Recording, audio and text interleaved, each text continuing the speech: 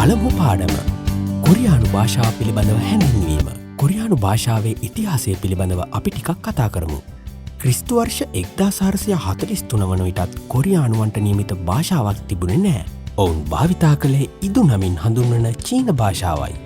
මේක ලිවීමට හා භාවිතයට ටිකක් අපහසු නිසා සේ ජෝන් රජු විසින් ක්‍රිස්තු වර්ෂ 1443 දී ලොව උසස්ම අක්ෂර යන අර්ථය ඇතිව හන්ගල් නමින් හඳුන්වන කොරියානු හෝඩිය නිර්මාණය කළා. කොරියානු හෝඩිය පිළිබඳව දැන් අපි අධ්‍යයනය කරමු. කොරියානු හෝඩිය හන්ගල් අක්ෂර 40කින් සමන්විත කොරියානු හෝඩියේ ස්වර අක්ෂර 21යි. ව්‍යංජන අක්ෂර 19යි. ස්වර අක්ෂර 21 මූලික ස්වර 10ක් තියෙනවා. ද්විත්ව ස්වර 11ක් තියෙනවා. ව්‍යංජන අක්ෂර 19 මූලික ව්‍යංජන අක්ෂර සහ ද්විත්ව ව්‍යංජන අක්ෂර 14 බැගින් තියෙනවා. දැන් අපි කොරියානු හෝඩියේ මූලික ස්වර 10 හඳුනා ගනිමු.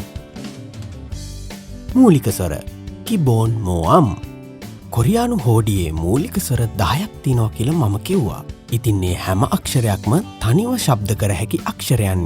ඒත් මූලික ස්වරයක් යෙදෙන වචනයක් ලිවීමේදී බිඳුව අර්ථය ඇති ඉයන් අක්ෂරය සමග තමයි ලියා දක්වන්නේ.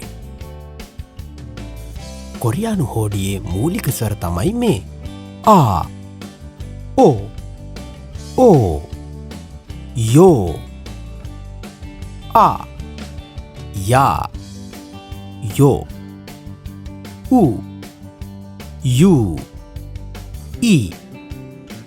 කොරියානු හෝඩිය කොරියානු භාෂාවේ ස්වරයක් තනිවම උච්චාරණය කළ නොහැකි අතර උච්චාරණය කිරීමට ව්‍යංජනයක් හා ස්වරයක් එකට සම්බන්ධ විය යුතුයි. මේ වගේ ව්‍යංජනයකට ස්වරයක් සම්බන්ධ වන විට සිරස්ව ඇති ස්වර ව්‍යංජනයට ඉදිරියෙන් ලියන අතර තිරස්ව ඇති ස්වර ව්‍යංජනයට පහලින් ලියවෙනවා. ස්වරයකට ආවේනික හඬ උච්චාරණය කිරීමේදී එම ස්වරය සමග බිඳුව යන ව්‍යංජනය සම්බන්ධව ලියවෙනවා. ආ, ඕ, ඕ, යා, යෝ, ඌ. අපි උදාහරණ කීපයක් බලමු. ආයි ළමයා, ඉයු හේතුව, උයු කිරි, යෝ නරියා, ඕයි ගකින්. කොරියානු අකුරක් ලියනකොට පෑන හැසිරවීමේදී ඉහළ සිට පහළටත් වමේ සිට දකුණටත් පමණක් ලිවිය යුතු අතර කිසිම විටකදී පහළ සිට ඉහළට හෝ දකුණේ සිට වමට ලියන්නේ නැහැ. අපි දැන් මූලික ව්‍යංජන 14 හඳුනා ගනිමු. කියොක් අල් කයන්න අල් ගයන්න. නියන් අල් නයන්න. තිගත් අල් තයන්න අල් දයන්න. රියල් අල් ලයන්න අල් රයන්න. මියම් අල් මයන්න. පියප් අල් පයන්න අල් බයන්න. සියොත් අල් සයන්න. ඉයන් බින්දුව. ජියත් අල් ජයන්න. චියත් අල් චයන්න. කියත් මහප්‍රාණ අල් කයන්න. තියත් මහප්‍රාණ අල් තයන්න. පියප් මහප්‍රාණ අල් පයන්න. හියත් අල් හයන්න. කොරියානු හෝඩියේ ශබ්ද දෙකක් ඇති ස්වර දැන් අපි බලමු. ක ග, ල ර, ච ජ, ත ද, ප බ. මූලික ස්වර හා ව්‍යංජන සම්බන්ධ කිරීම. මූලික ස්වර 10යි මූලික ව්‍යංජන 14යි. ව්‍යංජනයකට ස්වරයක් එකතු වෙන හැටි දැන් අපි බලමු. ව්‍යංජනයක් හා ස්වරයක් එකට එකතු වෙලා අකුරක් හැදෙනවා. එසේ ව්‍යංජනයකට ස්වරයක් සම්බන්ධ වන විට සිරස්ව ඇති ස්වර ව්‍යංජනයට ඉදිරියෙන් ලියන අතර තිරස්ව ඇති ස්වර ව්‍යංජනයට පහලින් ලියවෙනවා. ක්, ආ, කා, ක්, ඕ, කෝ, ක්, ඌ, කෝ, ක්, ඊ, කී. මූලික ස්වර හා ව්‍යංජන සම්බන්ධ කිරීම. කා, කයා, කෝ කියෝ කෝ කියෝ කූ කිව් කා කී. තවත් මූලික ස්වර හා ව්‍යංජන සම්බන්ධ වන හැටි බලමු. මා म्या मो म्यो मो म्यो मू म्यू मा मी. මූලික ස්වර හා ව්‍යංජන ඇසුරින් වචන ලියලා බලමු. ආගි ළමයා කොගි මස් यागु बेसबॉल ना मम नो नुंब नहीं वयस कदा यानवा ओदा एनवा खुदु सपत्तु उरी अपे ओरी तारावा रदियो रेडियोव मु राबु ओरी हिस ओमोनी अम्मा पी वैस पनाना केसेल पदा मुहुद सदा मिलदी गन्නවා සගොරි හතර මංහන්දිය අයිසා වෛද්‍යවරයා චදා නිදිවෙනවා චොගි අතන අබුජි තාත්තා හනා එක හොරි තුනටිය.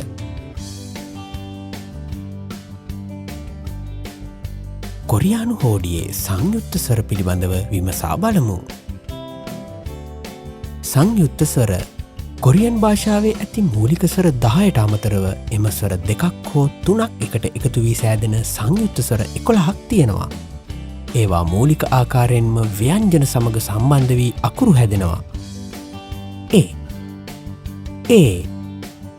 වේ වේ යේ වේ වෝ වී අයි වා.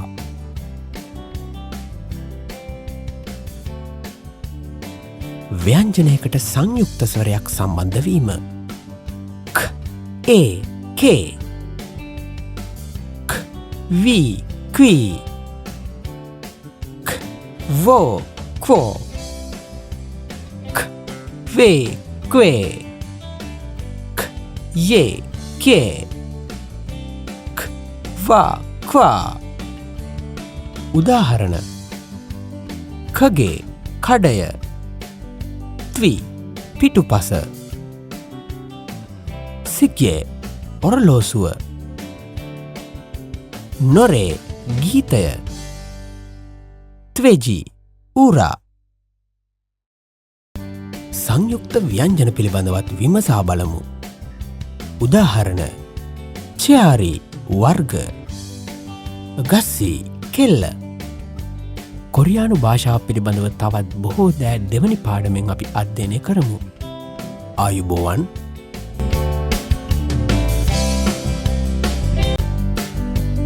දෙවන පාඩම මූලික ව්‍යංජන 14.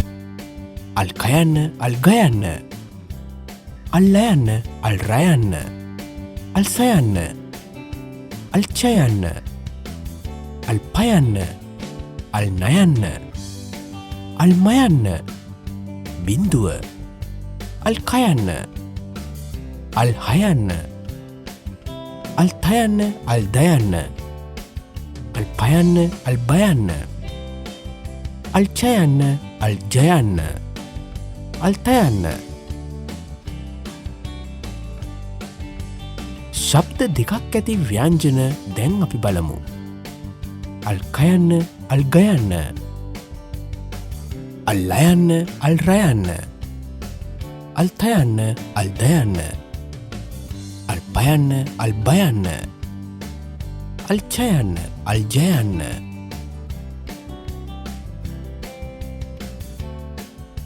ද්විත්ත ශබ්ද ඇති ව්‍යංජනවල වචනය පළමු අකුර ලෙස ශබ්දවන ආකාරයත් සෙසු ස්ථානවලදී ශබ්දවන ආකාරයත් දැන් අපි බලමු. ක යන ව්‍යංජනය වචනයක පළමු අකුර ලෙස ක ලෙස ශබ්දවන අතර සෙසු ස්ථානයන්හි ග ලෙස ශබ්දවේ. ත යන ව්‍යංජනය වචනයක පළමු අකුර ලෙස ශබ්දවන්නේ ත ලෙසයි. සෙසු ස්ථානවලදී ද ලෙස ශබ්දවේ. ල යන ව්‍යංජනය වචනයක පළමු අකුර ලෙස ල ලෙස ශබ්දවන අතර සෙසු ස්ථානවලදී ශබ්දවන්නේ ර ලෙසයි. වචනයක පළමු අකුර ලෙස ප යන ව්‍යංජනය ශබ්දවන්නේ ප ලෙසයි. සෙසු ස්ථානවලදී ශබ්දවන්නේ බ ලෙසයි. ච යන ව්‍යංජනය වචනයක පළමු අකුර ලෙස ශබ්දවන්නේ ච ලෙසයි. සෙසු ස්ථානවලදී ශබ්දවන්නේ ජ ලෙසයි.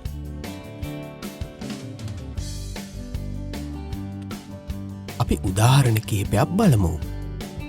කගු ලීබඩු පවුල පාදා මුහුද සදාරී ඉනිමග නාබි සමනලයා චාජු නිතර තරිමි ස්ත්‍රික්කය පුබු යුවල මු රාබු මොරි හිස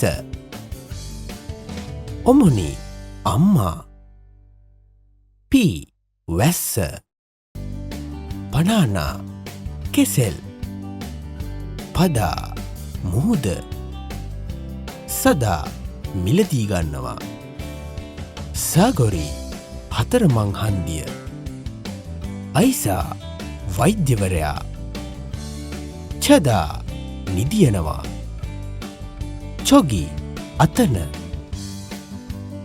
අබොජි තාත්තා චිමා සාය චිබි වියදම කිචා දුම්රිය කී උස හනා එක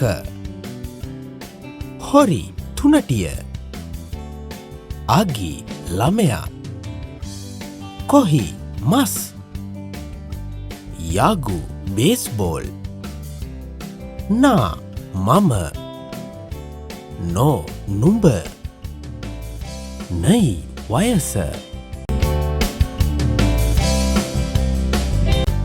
රෝට්ටු කොරියන් ඇකඩමී පාඩම් මාලාවේ තුන්වන පාඩම. කලින් පාඩම් මාලාවේදී අපි මූලික ස්වර 10 පිළිබඳවත් මූලික ව්‍යංජන 14 පිළිබඳවත් සාකච්ඡා කළා. ඉතින් මේ පාඩමේ අපි ද්විත්ත ස්වර 11 පිළිබඳව සම්පූර්ණයෙන් සාකච්ඡා කරමු. අපි යමු පාඩමට. කොරියානු හෝඩිය තුල ද්විත්ත ස්වර හෙවත් සංයුක්ත ස්වර 11ක් තියෙනවා. කොරියානු හෝඩියේ මූලික ස්වර දෙකක් හෝ කිහිපයක් එකතු වෙලා මේ ද්විත්ත ස්වර නිර්මාණය වෙනවා.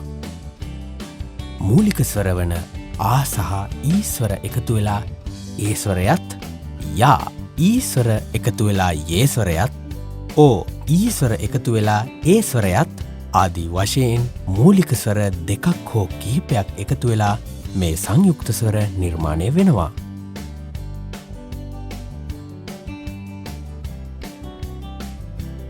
ද්විත්ත ස්වර හෙවත් සංයුක්ත ස්වර මතක තබා ගැනීම ටිකක් අමාරු කාර්යයක්. හැබැයි මෙන්න මේ ක්‍රමවේදය භාවිතා කරලා පහසුවෙන්ම මේ සංයුක්ත ස්වර මතක තබා ගන්න පුළුවන්. හොඳින් බලන්න සංයුක්ත ස්වර 11න් පළමු ස්වර දෙකින්ම නිකුත් වන්නේ ඒ ශබ්දයයි. මේ සංයුක්ත ස්වරය මතක තබා ගැනීම හරිම පහසුයි. සිරස් ඉරි කෑලි දෙකකට මැදින් හෝ පිටතින් ඉරි කෑල්ලක් පිහිටලා තියෙනවා නම් ඒ ශබ්දයයි. සංයුක්ත ස්වර 11න් දෙවනියට තියෙන සංයුක්ත ස්වර වලිනුත් නිකුත් වන්නේ එකම ශබ්දයයි. එය මතක තබා ගැනීමට සිරස්ව තැබූ ඉරි කෑලි දෙකක් මැදට තිරස් ඉරි කෑලි දෙකක් මැදින් හෝ තිරස් ඉරි කෑලි දෙකක් පිටින් වම් පැත්තට තියේ නම් ඒ මේ යේ ශබ්දයේ සංකේතයි. ඊළක සංයුක්ත ස්වරය අයි. අයි කියන සංයුක්ත ස්වරය ආ සහ ඊ කියන ස්වර එකතු වෙලා සෑදෙන සංයුක්ත ස්වරයක්. ඊළඟට ඇති සියලුම සංයුක්ත ස්වරවල ප්‍රධාන ලක්ෂණයක් තමයි ඕ සහ ඌ කියන ස්වරවලින් ආරම්භ වී තිබීම. ඒ නිසා මේ ඕ සහ ඌ කියන ස්වරවලින් පටන් ගන්නා වූ මේ ස්වර ශබ්ද වන්නේ ව ශබ්දයට සම්බන්ධවයි. ඒ අනුව දකුණු පැත්තේ පළමු වන ස්වරය ව කියන ශබ්දයට ආසම්බන්ධ වීමෙන් වා කියන ස්වරය. ව ශබ්දයට ඒ කියන ස්වර සම්බන්ධ වීමෙන් වේ කියන සංයුක්ත ස්වරය උපදිනවා. ඌ ස්වරයට ඕ ස්වරය එකතු වෙලා වෝ කියන ශබ්දය උපදිනවා. ඌ ස්වරයට ඊ ස්වරය එකතු වෙලා වී කියන සංයුක්ත ස්වරය උපදිනවා. එහෙම නැත්තං රයන්නට ඊ ස්වරය එකතු වෙලා වී කියන සංයුක්ත ස්වරය උපදිනවා. ඒ යන සංයුක්ත ස්වරයට උදාහරණ කිහිපයක් බලමු. පෙගේ, කොට්ටය. පෙගේ කියන වචනය මුලින්ම පයන්නට ඒ ශබ්දය එකතු වෙලා පේ කියන ශබ්දය හැදිලා තියෙනවා. ඉන් පසුව කයන්න වචනයේ මැද යෙදිලා තියෙනවා. වචනයක මැද කයන්න යෙදී තිබේ නම් ශබ්දය වන්නේ ගයන්න ලෙසයි. ගයන්නට ඒ ශබ්දය එකතුවීමෙන් ගේ ශබ්දය උපදිනවා. ඒ අනුව පෙගේ යනුවෙන් වචනයක් නිර්මාණය වෙනවා. පෙගේ කියන්නේ කොට්ටය. දෙවන උදාහරණය සේව් ඉස්සා. සේ ශබ්දය සෑදී තිබෙන්නේ ස ශබ්දයට ඒ ශබ්දය එකතුවීමෙන්. සේ ශබ්දයට ඌ කියන ස්වරය එකතුවීමෙන් සේ ඌ නමින් ශබ්ද වෙනවා. සේ ඌ කියන්නේ ඉස්සට. ඊළඟ උදාහරණය චයන්නට එයන්න එකතු වෙලා චේ යන ශබ්දය උපදිනවා. කයන්න යට පිහිටා හල්වීමෙන් චෙක් කියන ශබ්දය උපදිනවා. සයන්නට ආශබ්දය එකතුවීමෙන් සා කියන ශබ්දයත් කියන ශබ්දය ඉපදීමට බින්දුව යටට ගොස් හල්වීම නිසා සාං කියන ශබ්දයක් උපදිනවා. ඒ අනුව චෙක්සාන්. චෙක්සාං කියන්නේ මේසයට. ඒ කියන සංයුක්ත ස්වරයට උදාහරණ. ඒ කියන සංයුක්ත ස්වරයට ග කියන ශබ්දය සහ ඊ කියන ස්වරය එකතු වෙලා යෙගි යනුවෙන් උපදිනවා. යෙගි කියන්නේ කතාබහ. ඊළඟ උදාහරණයේ චයන්නට ඊස්වරය එකතු වෙලා ටී කියන ශබ්දයත් මහප්‍රාණ පයන්නට පේ කියන ශබ්දයත් ඒ අනුව සම්පූර්ණ වචනය චිප්යේ කියන වචනය සෑදෙනවා. චිප්යේ කියන්නේ මුදල් නෝට්ටු. ඊළඟ උදාහරණයේ කයන්නට ඒ කියන ස්වරය එකතු වෙලා කේ කියන ශබ්දයත් ලයන්න දෙවනියට තියෙන හින්දා රා ශබ්දය ඉපදිලා එයට අල්නයන්න එකතු වෙලා කේරාන් යනුවෙන් උපදිනවා. කේරාන් කියන්නේ බිත්තරය. අයි කියන සංයුක්ත ස්වරයට උදාහරණ. මුලින්ම ස කියන සංයුක්ත ව්‍යංජනයට අයි කියන සංයුක්ත ව්‍යංජනය එකතු වෙලා සයි කියන ශබ්දය හැදෙනවා. ඉන් පසු ඌ කියන ශබ්දය එයට එකතු වෙලා සයි ඌ කියන ශබ්දය හැදෙනවා. ඉන් පසු තයන්න දෙවනියට තියෙන නිසා දා කියන ශබ්දයෙන් ඒ ශබ්ද කර සයුදා කියා මුළු වචනය ශබ්ද කරනවා. සයුදා කියන්නේ ආවරණය කරනවා. දෙවනි උදාහරණය. අයි කියන ශබ්දයට රයන්න සහ උයන්න එකතු වෙලා අයිරියෝ කියන ශබ්දය උපදිනවා. අයිරියෝ කියන්නේ ඇඳුම්වලට. ඊළඟ උදාහරණය මයන්නට ඌසරය එකතු වෙලා මූ කියන ශබ්දය නිර්මාණය වන අතර අයි කියන ශබ්දය එයට එකතු වෙලා මුනයි කියන ශබ්දය උපදිනවා. එය පහසුවට මුනි කියන ශබ්දයෙන් ශබ්ද නගනවා. මුනි කියන්නේ විමසීම් වලට. ඊළඟ උදාහරණය ච කියන ශබ්දයට ඕ කියන ස්වරය එකතු වෙලා චෝ කියන ශබ්දයත් හයන්නට අයි කියන ශබ්දය එකතු වෙලා හයි කියන ශබ්දයත් එකතු වෙලා චොහයි කියලා ශබ්ද වනවා. එය පහසුවට චොහි යනුවෙන් ශබ්ද කරනවා. චොහි කියන්නේ අපි ඔවුන් කියන අර්ථයයි. වා කියන සංයුක්ත ස්වරයට උදාහරණ. පළමුවන උදාහරණය. වා කියන සංයුක්ත ස්වරයට යෝ කියන ස්වරය එකතු වෙලා වායෝ කියා සැදෙනවා. වායෝ කියන්නේ එනවා. දෙවන උදාහරණය. සයන්නට ආයන්න එකතු වී සා කියා ශබ්ද නැගෙනවා. ගයන්නට වාස්වරය එකතු වෙලා සග්වා කියා සැදෙනවා. සග්වා කියන්නේ ඇපල් වලට. ඊළඟ උදාහරණය. අල් හයන්නට වායන්න එකතු වී හවා කියා සැදෙනවා. ජ ශබ්දයට ආස්වරය එකතු වී ජා කියා සැදී ඊට යටින් බින්දුව හල් වෙලා ජාන් කියා ශබ්ද නැගෙනවා. සයන්නට යන්න එකතු වී සී ශබ්දය සැදී ඊට යටින් ලයන්න හල් කිරීමක් වශයෙන් යෙදී වාජාන්සිල් කියා සැදෙනවා. වාජාන්සිල් කියන්නේ වැසිකිලිය. ඊළඟ උදාහරණය. ජයන්නට වායන්න ශබ්ද නැගිලා ජවා යනුවෙන් ශබ්ද නැගෙනවා. ඉන් පසුව ජයන්නට කියන ශබ්දය එකතු වී ජ කියා ශබ්ද නැගෙනවා. ඉන් පසුව යටට කයන්න ගොස් එය හල් වී ඇති නිසා සම්පූර්ණ වචනය චජාක් යනුවෙන් ශබ්ද නැගෙනවා. චජාක් කියන්නේ වම් පැත්ත. වේ කියන සංයුක්ත ස්වරයට උදාහරණ. පළමු උදාහරණය. අල්තයන්නට වේ යන ශබ්දය එකතු වී ත්වේ කියා නිර්මාණය වෙනවා. ජ යන ශබ්දයට ඊ යන ස්වරය එකතු වෙලා ජී යනුවෙන් ශබ්ද වෙනවා. ඒ අනුව සම්පූර්ණ වචනය ත්වෙජී.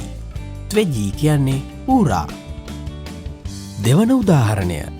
යෝ කියන ශබ්දයට අල්ලයන්න එකතු වී යොල් කියා ශබ්ද වෙනවා. අල්සයන්නට වේ කියන සංයුක්ත ස්වරය එකතු වී යොල්ස්වේ කියා නිර්මාණය වෙනවා. යොල්ස්වේ කියන්නේ යතුර. තුන්වන උදාහරණය. සයන්නට කියන ස්වරය එකතු වී ස කියා නිර්මාණය වෙලා තියෙනවා. ඉන් පසුව එයට වේ කියන සංයුක්ත ස්වරය එකතු වෙනවා. අවසානයේ මහප්‍රාණ තයන්නට වෝ කියන ස්වරය එකතු වෙලා ස්වේතෝ කියා නිර්මාණය වෙනවා. ස්වේතෝ කියන්නේ ස්වේතරයට.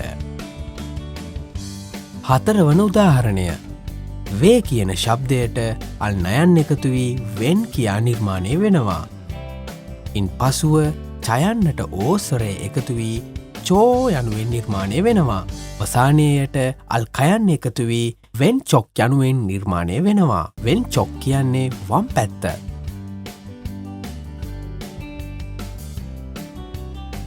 වෝ කියන සංයුක්ත ස්වරයට උදාහරණ. යෝවලට අල් ගයන්න එකතු වී යොග් යනුවෙන් නිර්මාණය වෙනවා. වෝ සහ අල් නයන් එකතු වී යොග්වෝන් යනුවෙන් නිර්මාණය වෙනවා. යොග්වෝන් කියන්නේ පාස්පෝර්ට් එකට. දෙවන උදාහරණය. මයන්නට වෝ කියන ශබ්දය එකතු වී මෝ කියලා නිර්මාණය වෙනවා.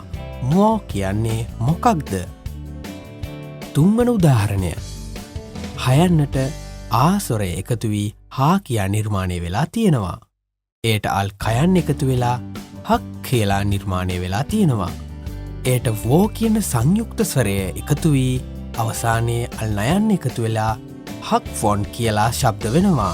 හක් ෆොන් කියන්නේ අධ්‍යාපන ආයතනය.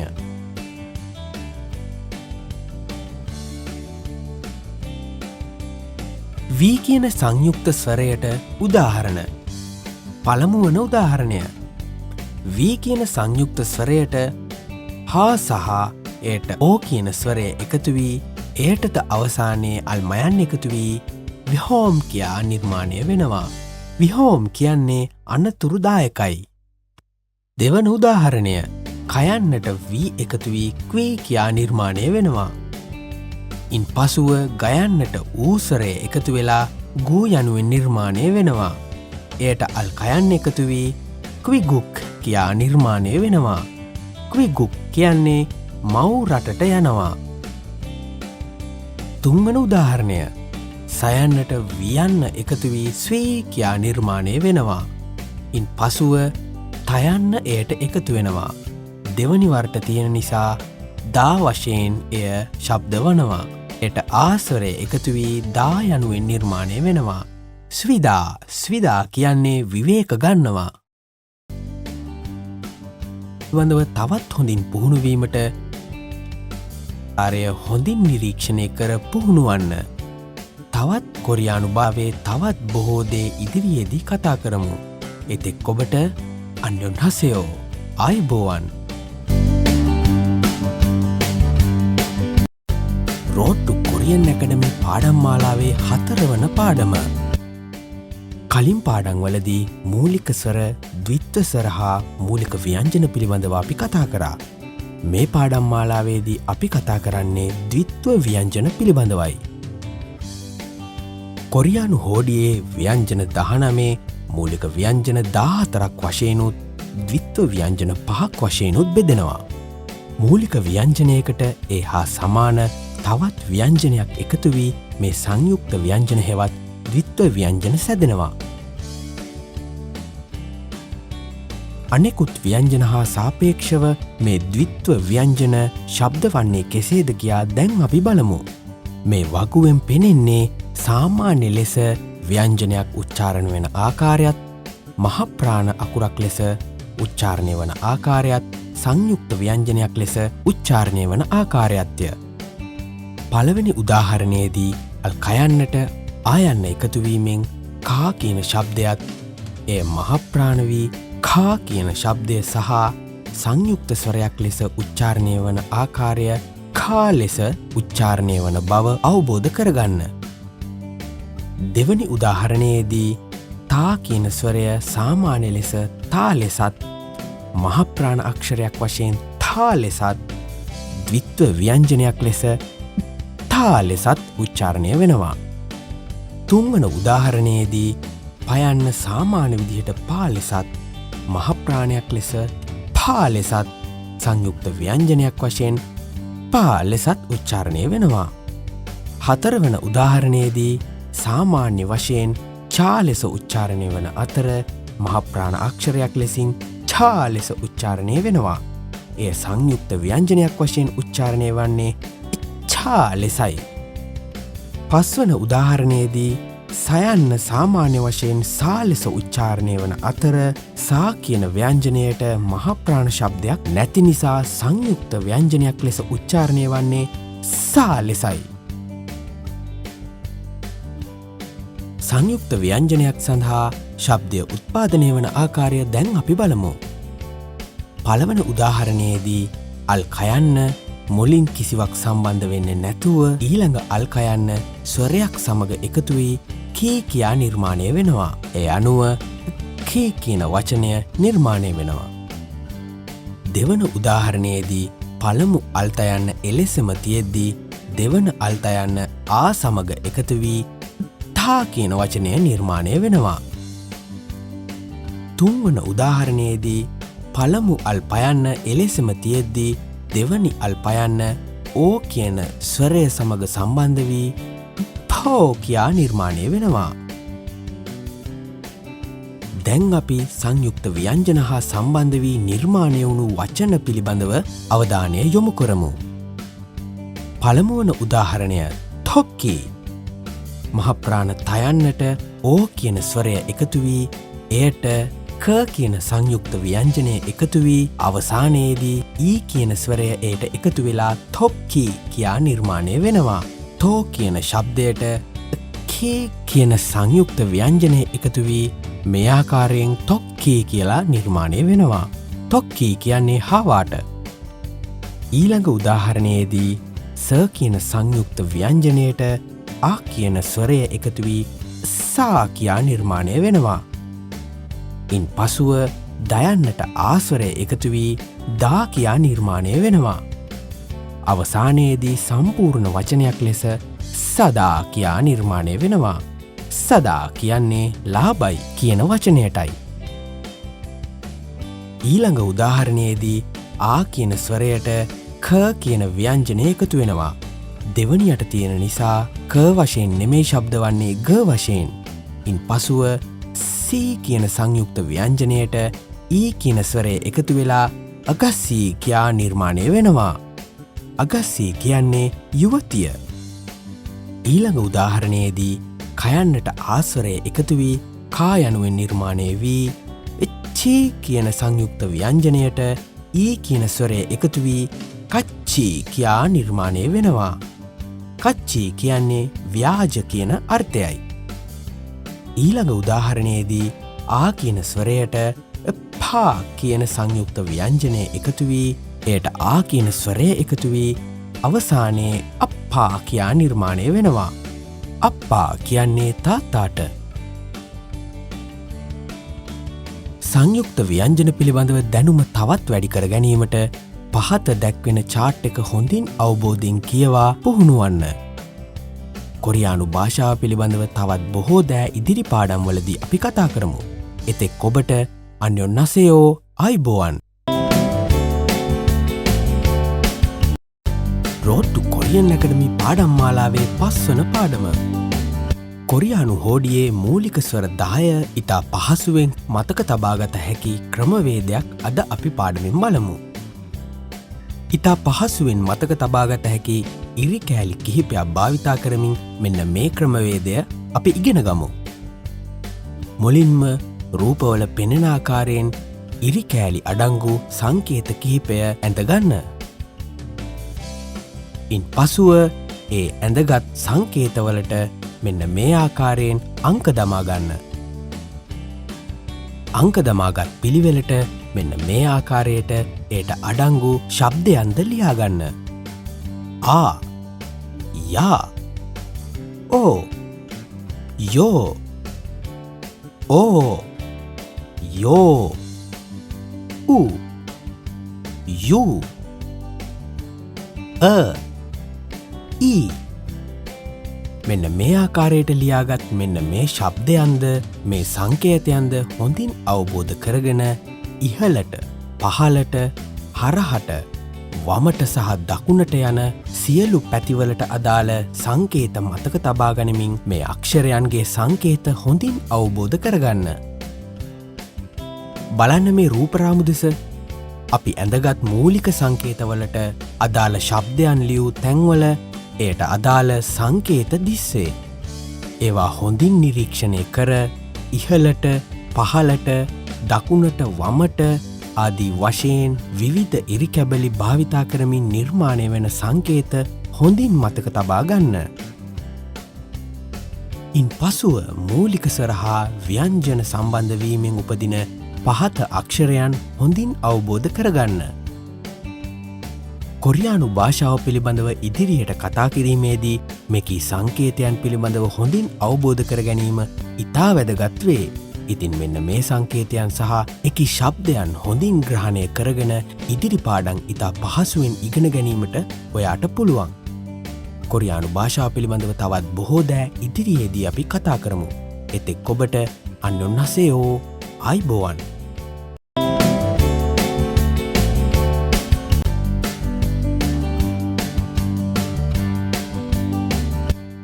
කොරියානු භාෂාවේ හෝඩිය පිළිබඳව අපි කලින් පාඩම්වල කතා කරා. අද අපි කතා කරන්නේ කොරියානු භාෂාවේ ලිවීමටත් කියවීමටත් අත්‍යවශ්‍ය අංගයක් වෙලා තියෙන හල් කිරීම පිළිබඳවයි. එහෙනම් අපි පාඩමට යමු. කොරියානු භාෂාවේ හල් කිරීමට කියන්නේ පච්චිම් කියලා. මේ හල් කිරීම හෙවත් පච්චිම් නිර්මාණය වෙලා තියෙන්නේ කොරියානු භාෂාවේ මූලික ව්‍යංජන 19න් ව්‍යංජන 14කිනුත් සංයුක්ත ව්‍යංජන 5න් කයන්නත් සයන්නත් කියන සංයුක්ත ව්‍යංජන වලින්. ඉතින් මේ මූලික ව්‍යංජන 14නුත් සංයුක්ත ව්‍යංජන 2කිනුත් සමන්විත මේ හල් කිරීමට අයත් ව්‍යංජන 19 මූලික ලක්ෂණයක් තමයි ශබ්ද 7කට වෙන්වීම.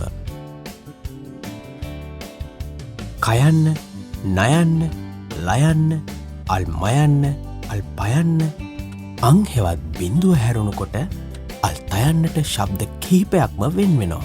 ඉතින් මේ අල්තයන්නට වෙන්වුණු ශබ්ද කිහිපය දෙස බැලුවොත් තයනු දෙකට අමතරව සයනු දෙකටත් චයනු දෙකටත් හයන්නටත් හල් කිරීමකදී අල්තයන්න වශයෙන් ශබ්ද වෙනවා. මේ කාරණාව ඔබ හොඳින් මතක තියාගත යුතුයි.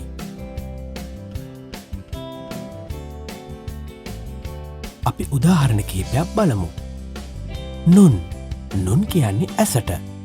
ඉතින් මේ නුන් කියන වචනය මේ ඉදිරියෙන් ලියලා තියෙන විදිය වැරදි. ඒ ඇයි? හල්කිරීමක් කොරියානු භාෂාවේ අනිවාර්යෙන්ම ලිවිය යුත්තේ සම්පූර්ණ අකුරකට යටිනුයි. කොරියානු භාෂාවේ අක්ෂරයක් කියන්නේ ස්වරයක් සහ ව්‍යංජනයක් එකතු වෙලා සෑදුණු සම්පූර්ණ අකුරකටයි. මේ අයුරින් හැදුණු සම්පූර්ණ අකුරකට පහතින් තමයි හල්කිරීම යොදන්නේ.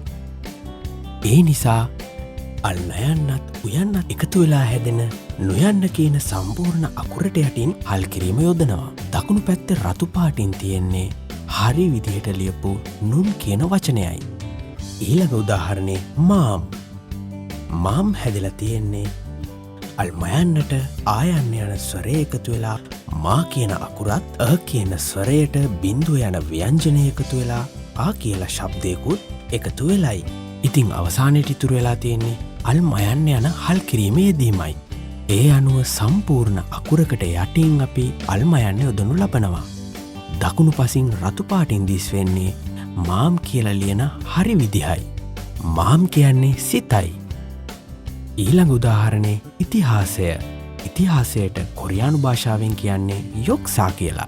යොක්සා කියලා ලිවීමේදී යොයන්න කියන්නේ ස්වරයක්. ස්වරයක් යටින් කවදාක්වත් අපි හල් කිරීම යොදන්නේ නැහැ. කොහොමද අපි හල් කිරීම යොදන්නේ? ඒ සඳහා අපි බිඳුව කියන ව්‍යංජනය යොයන්නට එකතු කරනවා. එවිට එය සම්පූර්ණ අකුරක් වෙනවා. ඊට යටින් අපි අල් කයන්න යන හල් කිරීම යොදනවා. ඊට ඉදිරියෙන් සායන්න ලියා යොක්සා කියලා ලියනවා. යොක්සා කියන්නේ ඉතිහාසය. ඊළඟ උදාහරණේ කොන්ජං. කර්මාන්ත ශාලාවට තමයි කොන්ජං කියන්නේ. කොන්ජං ලිවීමේදී කොයන්න සැදිලා තියෙන්නේ අල් කයන්න සහ ඔයන්න එකතු වෙලා. එතකොට එතන සම්පූර්ණයෙන් අකුරක් සෑදිලා කොයන්න. ඉතිං අපිට කොයන්නට පාතින් හල් කිරීමක් යොදා කොන් කියලා යොදන්න පුළුවන්. ඉතිං අපි බින්දුව කියන අක්ෂරය යොදලා ඒක හල් කරනවා. ඊට පස්සේ ජා කියන සම්පූර්ණ අක්ෂරයට යටින් බින්දු යොදා ජං යනුවෙන් හල් කරනු ලබනවා. කොන්ජං. කොන්ජං කියන්නේ කර්මාන්ත ශාලාවට. ඊළඟ උදාහරණය හැන්ද. හැන්දට අපි කොරියානු භාෂාවෙන් කියන්නේ සුත්කාරාක් කියලා. අල් සයන්න සහ උයන්න එකතු වෙලා සම්පූර්ණ අකුරක් විදියට සුයන්න හැදිලා තියෙන නිසා සුයන්නට යටින් අපිට අල් තයන්න කියන හල් කිරීම යොදන්න පුළුවන්. ඊට පස්සේ කායන්න ලියා රයන්න කියන්නේ සම්පූර්ණ අක්ෂරයක් නිසා ඊට යටිනුත් අපිට අල් කයන්න කියන හල් කිරීම යොදන්න පුළුවන්. සුත්කාරාක්. හැන්ද.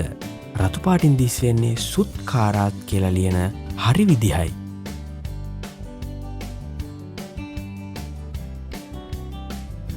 අපි තවත් උදාහරණ කීපයක් බලමු. පළමු උදාහරණය පෙයොක්. පෙයොක් කියන්නේ බිත්තියට.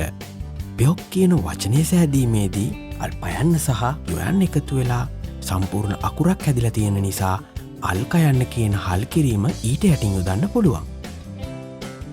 ඊළඟ උදාහරණය පාක්. පාක් කියන්නේ පිටත, එළියේ කියන අර්ථයයි. පාක් කියන වචනය සෑදීමේදී අල් පයන්න සහ ආයන්න යන ස්වරය සහ ව්‍යංජනය එකතු වෙලා සම්පූර්ණ අකුරක් සැදිලා තියෙනවා. ඉතින් ඒකට යටින් අපිට අල් කයන්න කියන හල් කිරීම යොදන්න පුළුවන්. ඊළඟ උදාහරණය සාන්. සාන් කියන්නේ කන්දට. සායන්න හැදිලා තියෙන්නේ අල් සයන්න සහ ආයන්න කියන ස්වරය සහ ව්‍යංජනය එකතු වෙලා. ඒ සම්පූර්ණ අකුරට යටින් අපිට අල් නයන්න කියන හල් කිරීම යොදන්න පුළුවන්. සාන් කන්ද. ඊළඟ උදාහරණය සින්බාල්. සින්බාල් කියන්නේ සපත්තු වලට. සින්බාල් කියලා ලිවීමේදී සියන්න හැදිලා තියෙන්නේ අල් සයන්න සහ ඉයන්න එකතු වෙලා. සියන්න කියන සම්පූර්ණ ස්වරයට අල් නයන්න පහතින් යොදා සින් කියලා ලියනවා. බා කියන සම්පූර්ණ අක්ෂරය යටින් අල්ල යන්න අපි ලියා සින්බාල් කියලා ලියනවා. සින්බාල් කියන්නේ සපත්තු වලට. ඊට පස්සේ නාත්. නාත් කියන්නේ දහවල් කාලයට. නා කියන අක්ෂරය හැදිලා තියෙන්නේ අල් නයන්නට ආයන්න කියන ස්වරය එකතු වෙලා. නා කියන සම්පූර්ණ අකුරට යටින් අල් තයන්න කියලා අපි යටින් යොදනවා. අල් තයන්නට අයිති ශබ්දයක් නිසා අල් චයන්න තිබුණත් මෙය අල් තයන්න වශයෙන් තමයි ශබ්ද කරන්නේ. නාත්. නාත් කියන්නේ දහවල් කාලයට. ඊළඟ උදාහරණය අන්හෙන්. අන්හෙන් කියන්නේ බැංකුවට. අයන්න සහ බින්දුව එකතු වෙලා සම්පූර්ණ අකුරක් හැදිලා හින්දා ඊට යටින් අපි අල් නයන්න යොදා හල් කරනවා. හෙයන්න කියන අකුර හැදිලා තියෙන්නේ අල් හයන්න සහ එයන්න කියන දෙක එකතු වෙලා. ඒ හින්දා සම්පූර්ණ හෙයන්න කියන අක්ෂරයට යටින් අපි බින්දුව කියලා ඒක හල් කරනවා. අන්හෙන් කියන්නේ බැංකුව. කොරියානු භාෂාවේ වචනයක් උච්චාරණය කිරීමට හල් කිරීම පිළිබඳව 100% ඔබ දැන සිටිය යුතුමයි. ඒ නිසා පහත උදාහරණ හොඳින් අධ්‍යයනය කර ඒවා ලියා ශබ්ද නගා කියවන්න. අල් කයන්න භාවිතා වන වචන යක් බෙහෙත්, කජොක් පවුල, සොක් ඇතුළත, පක් පිටත, පුවොක් කුස්සිය. අල් පයන්න භාවිතා වන වචන අහොප් නමය, ඉප් කොළය, මුරප් දනහිස, ඉප් කට, චිප් නිවස. අල් තයන්න භාවිතා වන වචන නත් දහවල, නත් මුහුණ, කොත් ඉක්මනින්, ඔත් ඇඳුම්, ඉත්තා ඉන්නවා, කොජිත් බොරුව, පත් වගාබිම, කොත් මල්, කමත්තා කළු, මත් රසය. අල් නයන්න භාවිතා වන වචන සජිත් පින්තූරය, වින්ගු මිතුරා, පුයින් බිරිඳ, උසන් කුඩය, පන් භාගය. අල් මයන්න භාවිතා වන වචන පම් රාත්‍රිය, ඉරම් නම, චොම්සිම් මධ්‍යානය, චම් පොඩ්ඩක්, නම්ජා පිරිමි. අල් ලයන්න භාවිතා වන වචන කිල් පාර, කල් පිහිය, ජොවුල් තරාදිය, කියොසිල් පන්තිකාමරය, කෝල් කන්නාඩිය. බින්දුව යන හල් කිරීම භාවිතා වන වචන සරං ආදරය, පං කාමරය, කොංජං කර්මාන්ත ශාලාව, කං ගඟ, කාබං බෑගය. කොරියානු භාෂාවේ තවත් පාඩමකින් ඊළඟ කොටසින් හම්බෙමු. අන්‍යොන්නසයෝ ආයිබෝවන්. රෝඩ්ටු කොරියන් ඇකඩමි පාඩම් මාලාවේ 8 වන පාඩම. දැන් අපි කතා කරන්නේ ද්විත්ව හල් කිරීම පිළිබඳවයි. කොරියානු භාෂාවෙන් ද්විත්ව හල් කිරීමට කියන්නේ කියොක් පජ්ජිම් කියලා. කොරියානු හෝඩියේ ව්‍යංජන දෙකක් එකතු වෙලා තමයි ද්විත්ව හල් කිරීම ඇති වෙලා තියෙන්නේ. මේ ආකාරයෙන් කොරියානු භාෂාවේ ව්‍යංජන දෙකක් එකතු වෙලා හැදෙන ද්විත්ව හල් කිරීම 11ක් තියෙනවා. කස, නජ, නහ, පස, ලග, ලම, ලබ, ලස, ලත, ලප, ලහ යනුවෙන් ද්විත්ව හල් කිරීම් 11ක් තියෙනවා. දැන් අපිට පොඩි ගැටලුවක් තියෙනවා. ද්විත්ව හල් කිරීමක් උච්චාරණය කිරීමේදී මේ ශබ්ද දෙකම උච්චාරණය කරනවාද නැත්නම් එක ශබ්දයක් පමණක්ද උච්චාරණය කරන්න කියන ගැටලුව. කොරියානු භාෂාවේ ද්විත්ව හල් කිරීම් උච්චාරණය කිරීමේදී භාවිතා කරන්නේ කොරියානු භාෂාවේ ව්‍යංජන 14 අකාරාදී පිළිවෙලට සකස් කොට ඒ අතුරින් මුලින්ම හමුවන ශබ්දය උච්චාරණය කරලයි. නමුත් මේ ක්‍රමයෙන්ද බැහැරවන අවස්ථා කොරියානු භාෂාවේ ඇත. ඉතින් ඒ නිසා මෙන්න මේ පියවර අනුගමනය කළා ඒ ප්‍රශ්නය නිරාකරණය කරගන්න. මේ ද්විත්ව ව්‍යංජන 11 අතරින් ලක, ලම, ලබ කියන ද්විත්ව හල් කිරීම හැරුණු කොට අනිත් සියලු ද්විත්ව හල් කිරීම් වල මුල් අකුර හල් කිරීම ලෙස කියවෙන අතර ලක, ලම, ලබ කියන ද්විත්ව හල් කිරීම් වලදී දෙවනි ස්වරය අපි උච්චාරණය කරනවා. මේ කාරණාවත් ඔයා හොඳට මතක තියාගන්න ඕනි. අපි දැන් උදාහරණ කිහිපයකට යමු. පළමු උදාහරණය. චා කියන සම්පූර්ණ අක්ෂරයට පහලින් ලයන්න සහ වයන්න තියෙනවා. ඉතින් අපි කලින් කතා කරපු විදිහට ලක, ලම, ලබ කියන ද්විත්ව හල් කිරීම ඇරුණුකොට අනික් සියලුම ද්විත්ව හල් කිරීම වල මුල් අකුර ශබ්ද වෙනවා කියලා අපි කතා කරානේ. ඉතින් ඒ අනුව මේක ශබ්ද වෙන්නේ චාල් කියලා. දෙවන උදාහරණය. ඔයන්නට පහලින් පයන්න සහ සයන්න තියෙනවා. ඉතින් ලක, ලම, ලබ කියන ද්විත්ව හල් කිරීම වලට යටත් නැති නිසා මුල් අක්ෂරය අපි හල් කිරීම ලෙස භාවිතා කරනවා. ඒ අනුව වචනය ශබ්ද වන්නේ ඔප් කියලයි. ඊළඟ උදාහරණේ යන්න කියන සම්පූර්ණ අක්ෂරයට යටින් ලයන්න සහ කයන්න තියෙනවා. ලක, ලම, ලබ කියන ද්විත්ව හල් කිරීම තියෙනවා නම් ඒවයේ උච්චාරණය වෙන්නේ දෙවනි අක්ෂරයයි. ඒ අනුව අපි හල් කිරීම වශයෙන් ගන්නේ කයන්න. ඒ අනුව උච්චාරණය වන්නේ ඉක් යනුවෙනි. හතරවෙනි උදාහරණේ කුයන්නේ කයන්න සහ උයන්න කියන සම්පූර්ණ අක්ෂර එකතු වෙලා කුයන්න තියෙනවා. ඊට පහලින් හල් කිරීම වශයෙන් ලයන්න සහ මයන්න තියෙනවා. ලක, ලම, ලබ කියන ද්විත්ව හල් කිරීම වලට ඒක යටත් හින්දා දෙවනි අක්ෂරය අපි හල් කිරීම විදිහට ශබ්ද කරනවා. ඒ අනුව අපි කුම් කියා ඒ වචනය ශබ්ද කරනවා. ඉන් පසු උදාහරණයේ අයන්න සහ බින්දුව හැදිලා සම්පූර්ණ අකුරක් ලෙස අයන්න තියෙන හින්දා ඊට යටින් ලයන්නත් පයන්නත් තියෙනවා. ලක, ලම, ලබ කියන ද්විත්ව ව්‍යංජන වලින් එකක් හින්දා එහිදිත් අපි දෙවනි අක්ෂරය උච්චාරණය කරනවා. ඒ අනුව අප් කියා ශබ්ද වෙනවා. දැන් අපි බලමු හල් කිරීමේදී යෙදෙන විශේෂ අවස්ථා. පළමු අවස්ථාව.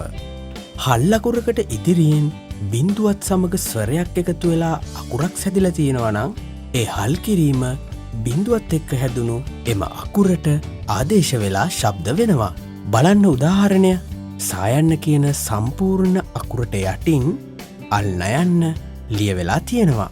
පසුව බින්දුව සමග යන්න එකතු වෙලා ඒ කියන සම්පූර්ණ අක්ෂරයෙන් නිර්මාණය වෙලා තියෙනවා.